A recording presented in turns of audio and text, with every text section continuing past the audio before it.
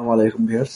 তো আজকের ভিডিওটা হলো যে আমাদের সেই প্রিয় স্যার আসিফ স্যার তার মোটামুটি যে বক্তব্যটা রাখছেন উনি সেদিন, যেটা নিয়ে অনেক বিতর্ক শুরু হয়েছিল। তো সেটা আমরা পরিপূর্ণভাবে শুনবো এখন।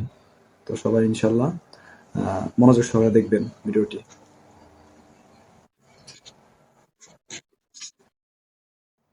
দোকানে যাবেন, এই বইটার দাম ৮০ টাকা দিয়ে আমি কিনছি। বইটা কিনবেন, কিনে এই যে দুইটা পাতা আছে শরীফ শরীফা, ছিঁড়বেন। ছিঁড়ার পরে আপনারা ওই বইটা আবার দিয়ে দিবেন, দিয়ে বলবেন এটা কম, অর্ধেক দামে বেচো, যাতে মানুষের অ্যাওয়ারনেস হয় যে এই বইয়ের আমাদের প্রতিবাদ এটা হতে পারে যে আমরা এই বইয়ের এরকম কাজ প্রত্যেকটা লোকের করা উচিত। যদিও এটা ইন্ট্রো, মাঝখান থেকে ভিডিওটা দেওয়া হচ্ছে যে আপনাদের, তো পরিপূর্ণ ভিডিওটা ইনশাআল্লাহ সামনে আসতে আছে ওই দিনের বক্তব্যটা এই আর কি। তো দেখেন দুইটা পাতা, এই শরীফ শরীফার পাতা ছিঁড়ে ওই বইটা আবার ওদের কাছে দিব, আমার টাকা দিয়ে আমি ছিঁড়বো।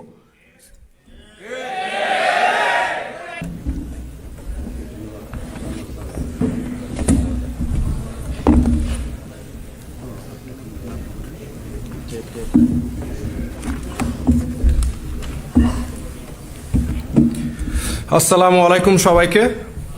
ওয়ালাইকুম আসসালাম।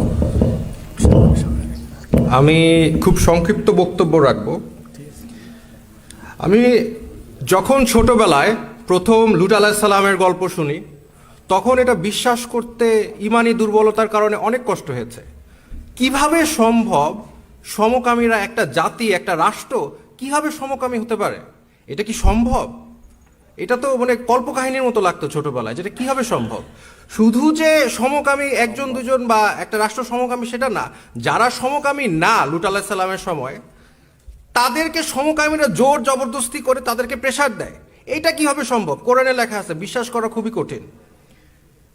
কিন্তু তারপরে আমি আমার সিনিয়র লেকচারার যারা আছে তারা বিদেশে অনেক আগে গিয়েছে, আমি অনেক একটু জুনিয়র সবার থেকে বয়সে, আমি রিসেন্টলি গিয়েছি, মাস্টার্স পাস করে এসেছি। আপনি যদি বিদেশে যান, আমি ইংল্যান্ড ইউকে থেকে পড়াশোনা করেছি, আপনি যদি বিদেশে যান, কমওয়েলথ লুট যে কিভাবে সম্ভব ওটা আপনি নিজেই দেখতে পারবেন। সরওয়ার স্যার বলেছেন 40% আমেরিকানরা এখন সমকামী, বাচ্চা কাচ্চারা 40%। তার মানে কি, দুজনের মধ্যে একজন সমকামী। কিভাবে সম্ভব?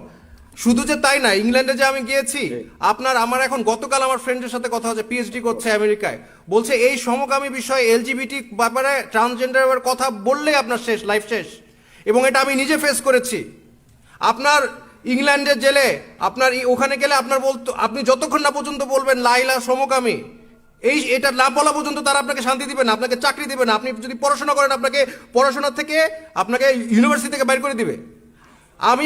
আমার বাবা জমি জমা বিক্রি করে বিদেশে পাঠিয়েছে। এখন যাদেরকে পাঠাচ্ছে বিদেশে, আপনার ছেলেমেয়েরা যারা বিদেশে যাচ্ছে, তাদের কি সমকামী বানানো হচ্ছে না? অবশ্যই। কারণ আপনি একদিন দুই দিন সহ্য করবেন, তারপরে কিন্তু আস্তে আস্তে মানুষের মনোবিজ্ঞান তাই বলে যে মানুষ সবার সাথে মিলতে চায়।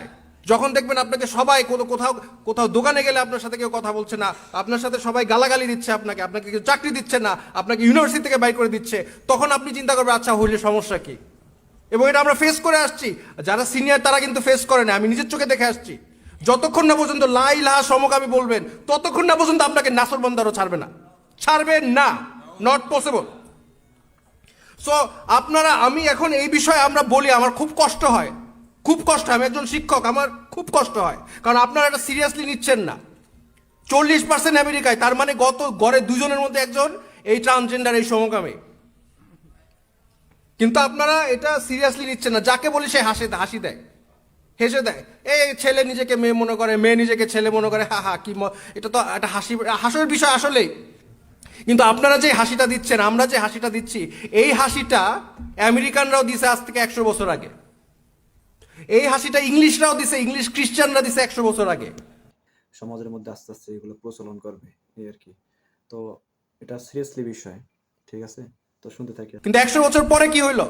তাদের ছেলেমেয়েরা দুইজনের মধ্যে একজন সমকামী, এবং ভবিষ্যতে জরিপ করে দেখা গেছে যে 80% হয়ে যাবে। তার মানে কিয়ামতের লুট আপনারা ডেকে নিয়ে আসছেন, অলরেডি আনছেন, এবং বাংলাদেশে এটা আসতেছে।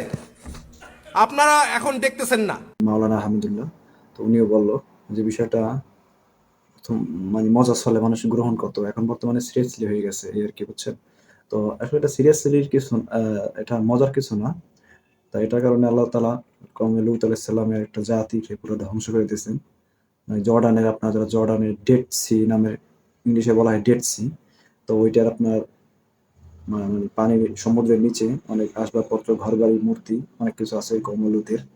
তো ওখান থেকে মানে ম্যাক্সিমাম মানুষই বলে যে ওটাই হচ্ছে কওমে লূতের সেই জায়গা যেখানে তারা বসবাস করত। তো ভিডিওটা এই পর্যন্তই। সবাই সতর্ক থাকবেন। আর আপনাদের সামনে এই ধরনের লোক পারলে তাদেরকে শায়েস্তা করবেন।